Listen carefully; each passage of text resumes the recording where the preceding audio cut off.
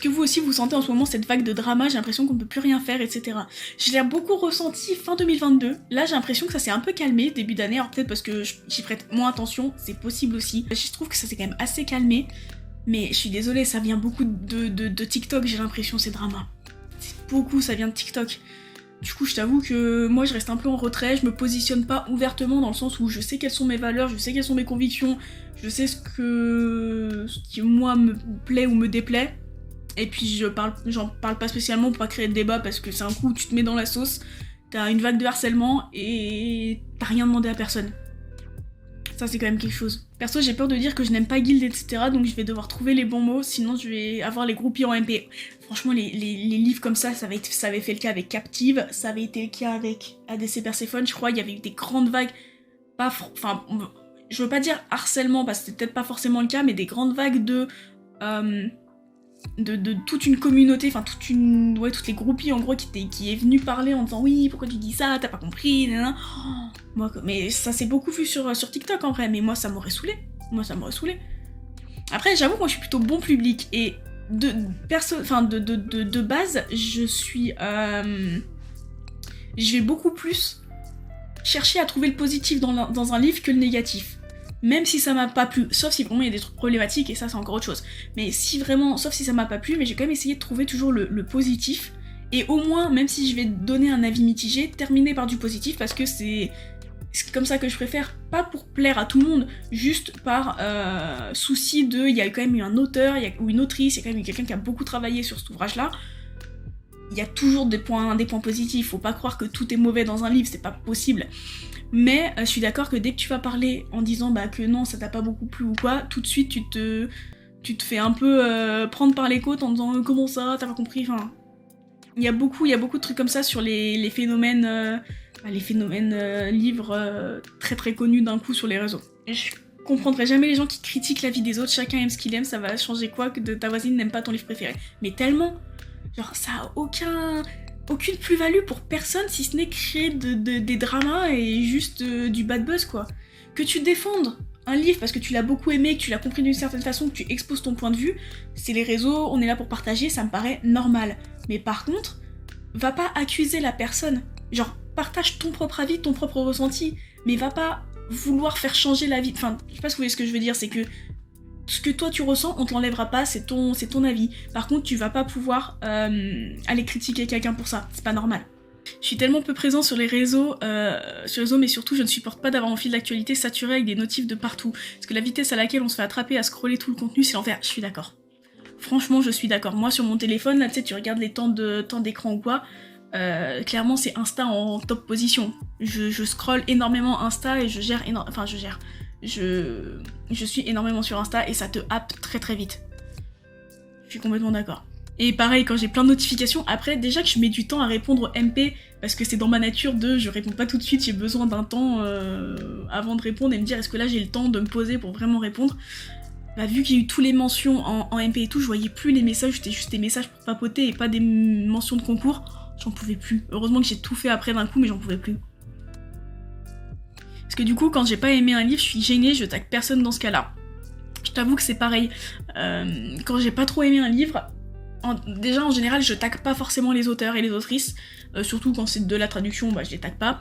Je peux taguer la maison d'édition, mais vraiment si mon avis est constructif, tu vois. Ok, j'ai pas aimé, mais pour cette telle raison, et pas parce que juste j'aime pas, tu vois. À partir du moment où l'avis est constructif, moi je pense que le bon et le moins bon peuvent s'entendre. Personne n'a quasiment les mêmes goûts littéraires, pourtant j'aime pas son livre préféré, elle aime pas le mien, mais c'est pas pour autant que je défonce ses goûts. Non mais c'est ça. Clairement c'est ça, hein.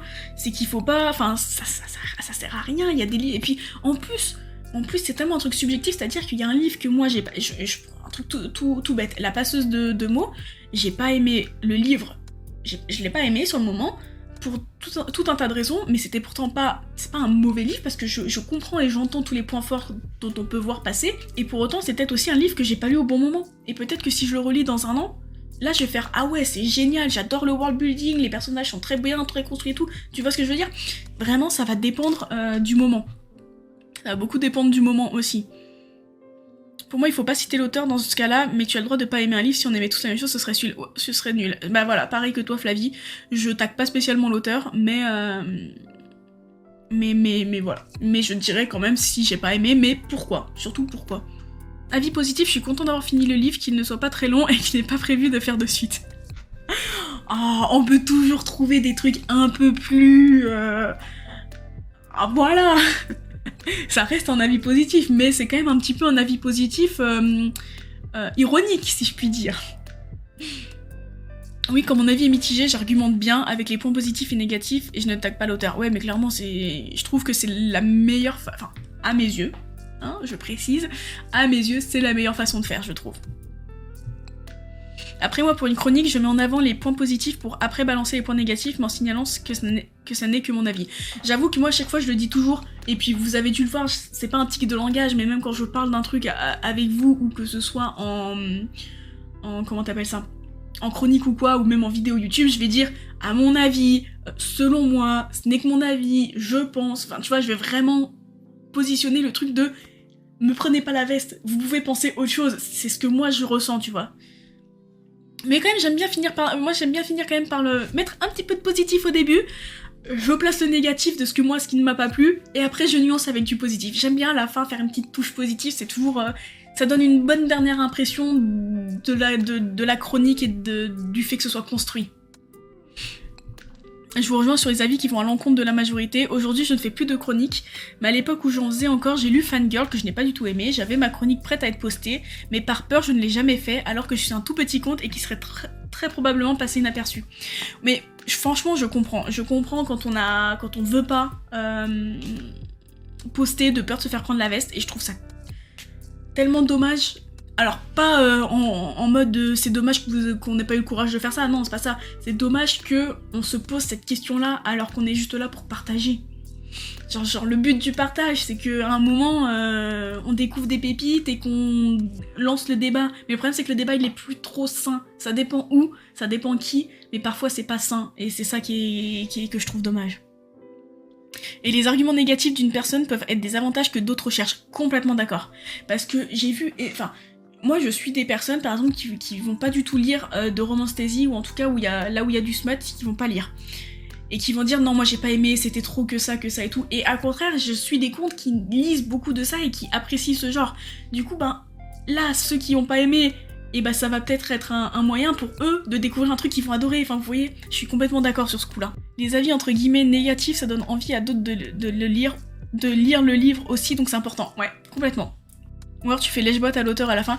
Ouais, franchement, je sais pas, ça dépend. Moi, je sais que je vais avoir tendance à... En gros, je vais être honnête, je vais avoir tendance à quand même plus développer une critique construite, très justifiée, entre guillemets, quand je sais que l'auteur ou l'autrice est française ou francophone. Parce qu'il y a plus de chances qu'elle tombe dessus, parce que la personne va recevoir ton message, va le lire, va le comprendre. Du coup, moi je pars du principe que ça me paraît normal de bien argumenter. Quand c'est de la traduction, et notamment sur des livres très connus, avec des auteuristes très renommés, si j'ai pas aimé, je vais peut-être pas non plus... quoique j'argumente toujours, mais pas au même point. Genre tu vois, pour J. Christophe, pour Nevernight, je sais que je l'ai pas forcément apprécié, mais je vais peut-être moins développer la critique que pour La passeuse de mots, tout bêtement. Sans dire que ça va être bâclé, hein, c'est pas ça que je veux dire, mais je pense que vous comprenez. C'est moins mauvais que ce que j'avais pensé. Toi, Skydriver, t'as toujours les meilleurs faux positifs. Ça s'est terminé plus vite que ce que j'imaginais. Ce genre de truc. Personnellement, je tag toujours l'auteur, même si je n'ai pas aimé le livre, parce que je trouve que c'est important. Parce que si tu as quelques avis positifs, alors que le livre n'est pas top, c'est pas cool. Je suis d'accord, mais par contre, faut vraiment que... Enfin, moi, dans mon idée, faut vraiment qu'il y ait de la construction derrière sur la critique. Parce que si c'est vraiment... C'est pareil, comme les trends avec les Reels ou les TikTok, où juste j'ai 99 parachutes, en montrant les livres, il y en a un que je balance. Et tu vois, le fait de balancer le livre, de jeter ce livre sans argumentation, sans rien, juste en disant c'est de la merde, ça je trouve ça dégueulasse, et surtout pas... Enfin, et surtout pour la personne qui va lire le truc, tu vois. Parfois une chronique ça peut être violent, oui en effet. Bon allez les amis, je nous remets sur notre petit Read With Me. On repart sur une 30aine de minutes. Je vous dis à tout à l'heure, lisez bien